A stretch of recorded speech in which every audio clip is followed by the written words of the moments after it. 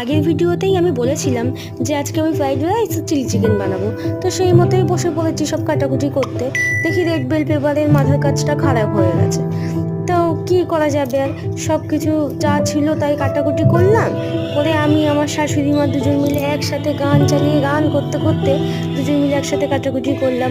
তখন আমার মিশো থেকে একটা কল করে বললো, ম্যাডাম আমি দাঁড়িয়ে আছি আপনার বাড়ির কাছে। এটা গেলাম, গিয়ে একটা পার্সেলটাকে রিসিভ করলাম। করে রান্নাঘরে এসে দেখি আমার শাশুড়ি মা কান্নাকাটি করছে। ওমা, দেখি পেঁয়াজ কাটছে আর কান্নাকাটি করছে। তারপরে দুজন মিলে হাতে হাতে সব কিছু কমপ্লিট করে আমি ম্যারিনেশন করতে বসে বললাম চিকেনটাকে। একটু গরম মশলা, একটু লেবু রস, একটু আদা রসুন পেঁয়াজ বাটা, কাঁচা লঙ্কা, তারপরে স্বাদ মতো নুন চিনি সয়া সস, একটা ডিম, একটু লাল লঙ্কা, কর্নফ্লাওয়ার ময়দা দিয়ে ম্যারিনেশন